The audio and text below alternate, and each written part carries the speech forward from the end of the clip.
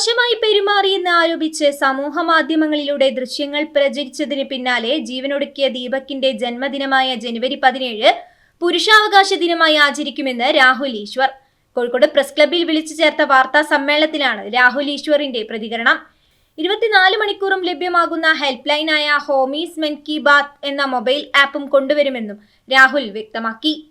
24 മണിക്കൂറും പ്രവർത്തിക്കുന്ന ഒരു പുരുഷ help line, mail help line അടുത്ത ആഴ്ചയോടുകൂടി ലോഞ്ച് ചെയ്യാനാണ് നമ്മൾ ആഗ്രഹിക്കുന്നത്. അപ്പോൾ ഒരു മൊബൈൽ നമ്പർ കാണും, വാട്സപ്പ് നമ്പർ കാണും. അപ്പോൾ ഏത് സമയവും അവർക്ക് വിളിക്കാനും കണക്ട് ചെയ്യാനും കഴിയുന്ന രീതിയിൽ മിക്കവാറും റിപ്പബ്ലിക് ഡേക്കോ അതിൻ്റെ അടുത്ത ദിവസമോ നമ്മളൊരു മൊബൈൽ നമ്പറും വാട്സാപ്പ് നമ്പറും കൊടുക്കുകയും ഇവർക്ക് ഏത് നിമിഷവും അങ്ങനെ സപ്പോർട്ട് എടുക്കാം. ഇവർ വിളിക്കുമ്പോൾ ഒന്നെങ്കിൽ ഇവർക്കൊരു ലീഗൽ ഹെൽപ്പിലേക്ക് അല്ലെങ്കിൽ ലൈഫ് ഹെൽപ്പിലേക്ക്, ശരിക്കും സൈക്കോളജിസ്റ്റിനെയാണ് നമ്മൾ വെക്കുന്നത്. പക്ഷേ സൈക്കോളജിസ്റ്റ് എന്ന് പറയുന്നില്ല. ചില ആൾക്കാർക്ക് സൈക്കോളജിസ്റ്റിനോട് സംസാരിക്കാൻ ഒരു മടിയാണ്.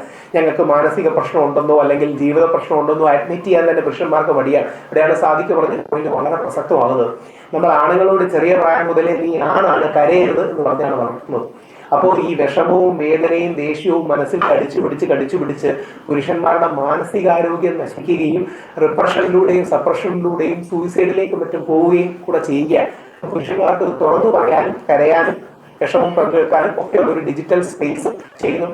സാദിഖിന്റെ ഹോമീസ് മൻ കി ബാത്ത് ഉണ്ട്. അതോടൊപ്പം തിരുവനന്തപുരത്തെ റിച്ചിൻ ടെക്നോളജീസ് അവരും ടെക്നോളജിക്കലി ഇതിനെ ഹെൽപ്പ് അസിസ്റ്റ് ചെയ്യുന്നുണ്ട്.